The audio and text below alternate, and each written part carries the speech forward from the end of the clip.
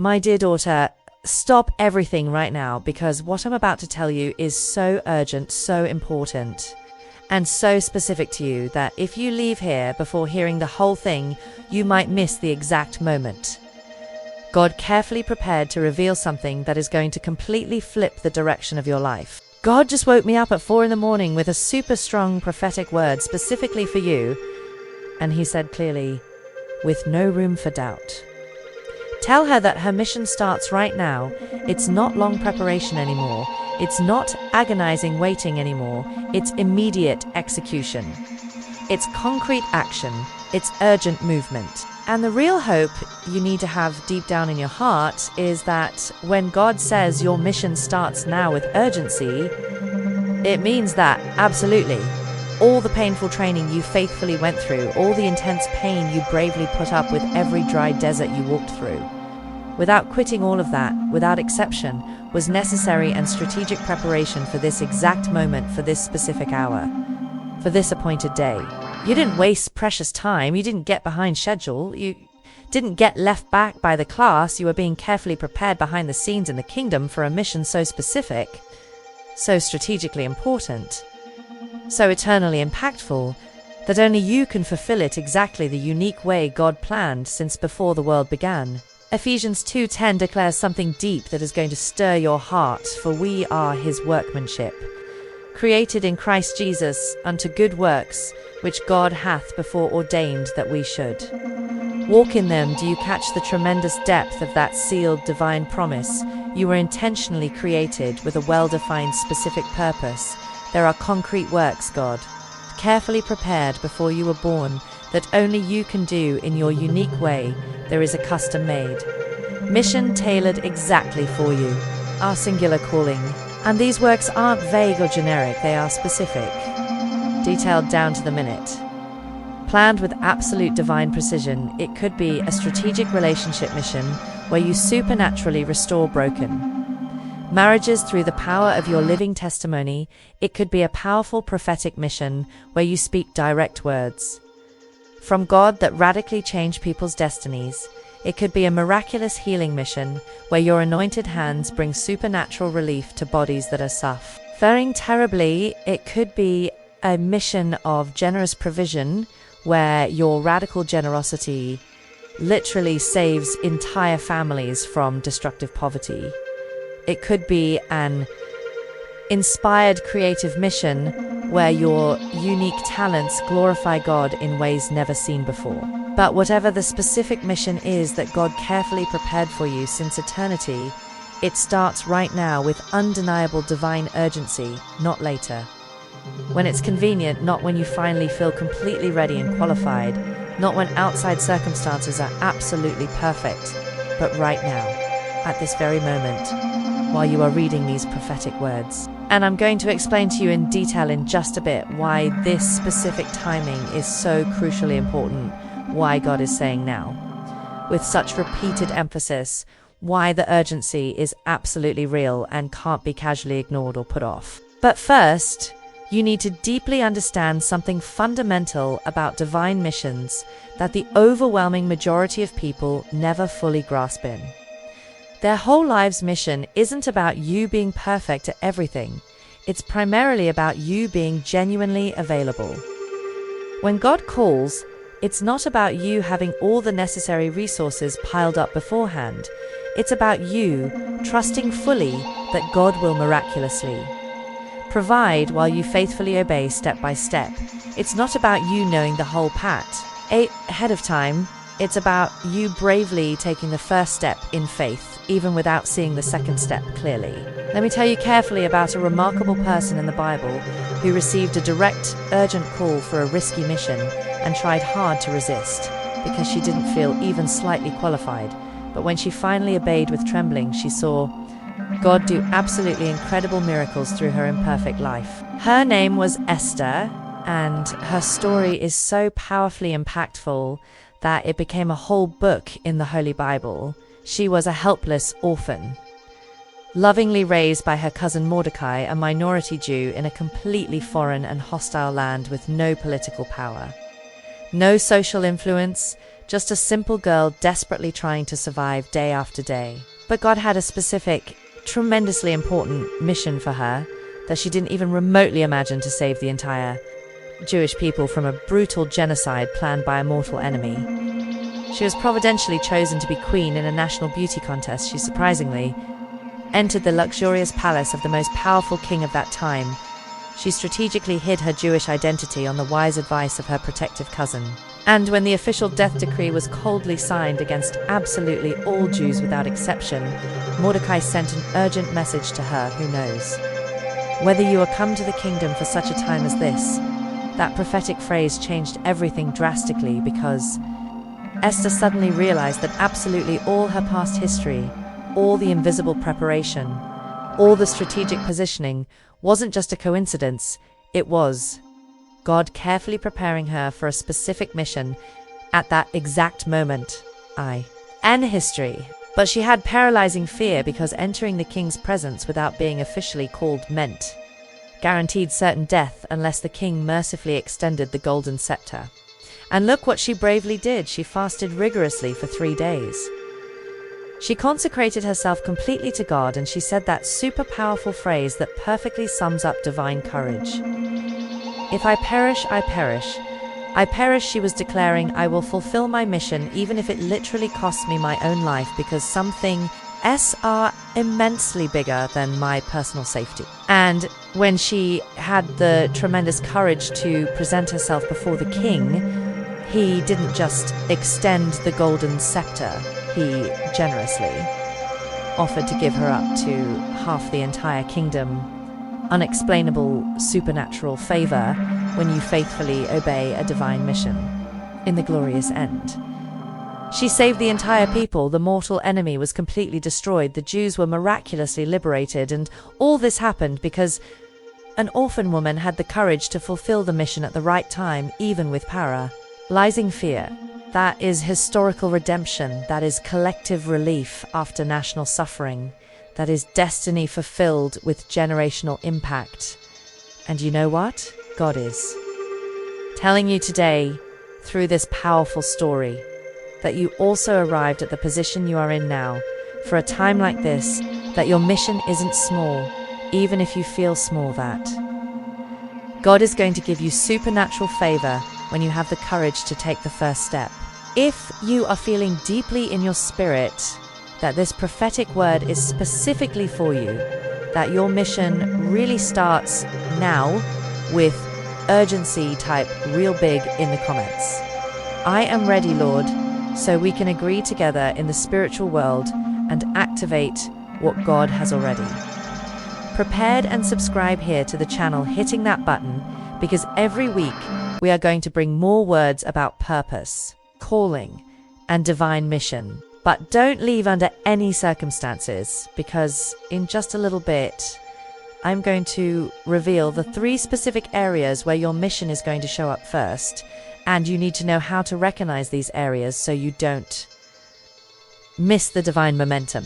Now, my dear daughter, let me carefully show you the 3 specific areas where your mission is going to show up first with clarity. Because when you recognize these strategic areas, you will know exactly where to focus all your radical obedience and attention. The first crucial area where your mission starts immediately is in the circle of close relationships, and this means specifically immediate family. True close friends, daily co-workers, next-door neighbors, absolutely everyone who is in your immediate circle of influence. God is simply not going to send you way out to Africa if you can't be a bright light in your own home first. He is not going to give you a giant ministry of thousands if you can't positively influence the 5 people closest right now. So the urgent mission starts right there in the simple everyday conversations, in the ordinary daily moments, in the small opportunities that seem totally insignificant but are huge in the kingdom. In Matthew 5:14 and 16, Jesus was absolutely clear. "The are the light of the world. Let your light so shine before men, that they may see your good works and glorify your Father which is in heaven." Your primary mission is to shine intensely. where you are planted now, not passively wait to be transferred to another fancier place to finally start shining. It is being preserving salt and light right now at the job where you currently are in the imperfect family you really have in the ordinary neighborhood where you live daily. And look, this is definitely not a small or insignificant mission, because often the hardest people to reach spiritually are the ones closest to us physically, the ones who know you intimately, the ones who saw all your human flaws, the ones who push back the hardest. There is a remarkable person in the Bible who had a specific mission with close relationships, and the impact was absolutely tremendous. His name was Andrew. He was a simple fisherman, Peter's brother, a humble disciple of John the Baptist, someone with no special spotlight. But when Andrew personally met Jesus for the first time, the first thing he did was immediately find his brother Peter and say with enthusiasm, "We have found the Messiah." He could have easily kept the discovery to himself. He could have waited for the perfect moment, but he acted with urgency. In that close relationship, and look at the result, Peter became the rock on which Jesus built the church, preached powerfully at Pentecost, wrote inspired letters in the Bib. Law impacted entire generations, and all this started simply because Andrew had a mission to reach his brother. How many people can you impact eternally if you faithfully start the mission with those nearby? How much destiny can you radically change if you bring genuine hope to who is by your side now? This is the first area, and it starts today. In the next 24 hours, you will have a clear opportunity to fulfill a mission with someone close pay. It's extremely close attention. But wait, there is much more. The second area is going to surprise you even more deeply. Stay with me. The second strategic area where your mission manifests powerfully is in the area of provision and radical generosity. And this means intentionally using what you have, whether much or little, to bless others sacrificially and advance the kingdom. God doesn't wait for you to have millions saved up to finally start being generous. He wants you to be faithful with the 5 loaves and 2 fish you have. 2 Corinthians 8:12 explains clearly, "For if there be first a willing mind, it is accepted according to that a man hath, and not according to that he hath not." God doesn't measure by amount. He measures by heart. If you have $10 and give 5 with joy, that is worth infinitely more to God than someone who has 1,000 and gives 100 with a bad attitude. Your mission in this area is to break the spirit of scarcity that makes you hold on to everything and start sowing generously, trusting that God multiplies. There was a widow in the Bible who understood the mission of generosity in a radical way, and it literally saved her life and her son's life. She had only a handful of flour and a little oil, enough to make one last meal and die of hunger together with her son during a drought. But when the prophet Elijah arrived and asked her to first make a small cake for him, she had a choice: keep everything for herself or obey the mission of generosity, even without understanding, and she chose to obey. Made the BRE.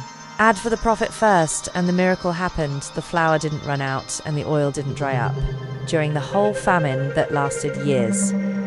Supernatural daily provision, because she fulfilled the mission of generosity at the critical moment. And you know what else? It wasn't just physical survival, it was an eternal testimony recorded in the Bible that inspires generations until today. Your mission of generosity might seem small now, but the impact is eternal in the next 7 days. God is going to give you a clear opportunity to give something sacrificially, and when you obey, you will see multiplication that defies logic. But hold on, there is the third area, which is the most important of all, the one that changes not only your life, but entire generations stay until the end. The third area where your mission manifests is in the spiritual and prophetic zone, and this means you using your voice, your words, your spiritual authority to decree kingdom truths over people and situations. You have much more spiritual power than you imagine, much more authority than you recognize, much more influence in the invisible world tha. And you really use Luke 10:19, Jesus declared, "Behold, I give unto you power to tread on serpents and scorpions, and over all the power of the enemy, and nothing shall by any means hurt you." Authority has already been given. It's a done deal. You already have it. You just need to turn it on. Your mission is to pray for people who are bound, decree freedom over captives, prophesy destiny over the lost. Declare healing over the sick, break curses over families, and look, this isn't just for pastors or leaders, it is for every child of God who understands the authority they carry. I'm so glad you stayed until here.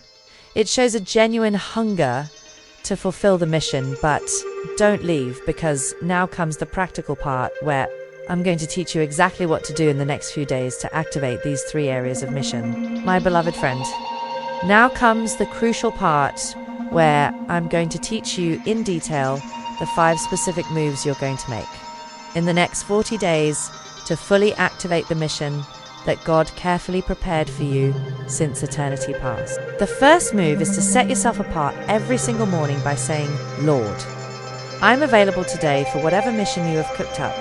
Use my mouth, my hands, my time, my money. I'm yours." Isaiah 6:8 records the right answer when God is looking for someone. Here am I. Send me total availability, immediate obedience, no questions asked, for 21 days straight. Do this morning dedication and watch how God starts showing you mission opportunities you never even noticed before. The second move is to pick out 3 people in your inner circle who need some hope and be a light for them on purpose over the next few weeks. You don't need to preach a sermon. You just need to live out the gospel where they can see it. Kindness when they expect rudeness, forgiveness when they expect revenge, generosity when they expect selfishness. Matthew 5:46. Jesus asked, "If you love those who love you, what reward will you get?" The mission is to love the unlovable, shine where it's dark. Okay, stand out from the crowd. Write those 3 names on a piece of paper and pray for them every day, asking for wisdom on how to impact them. The third move is to set aside a percentage of what you bring in, even if it's small, specifically for a mission of strategic generosity. It's not just giving. When you have leftovers, it's planning to give. It's earmarking funds before you spend on other stuff for the next 40 days. Every month, set aside a fixed amount, even if it's tiny, and ask God for direction on where to sow it. The fourth move is to build a habit of prophetic intercession for 15 minutes a day. The fifth move is to fast strategically once a week. If you have made up your mind, type 1, accept my mission in the comments. Now stay with me for the final prayer.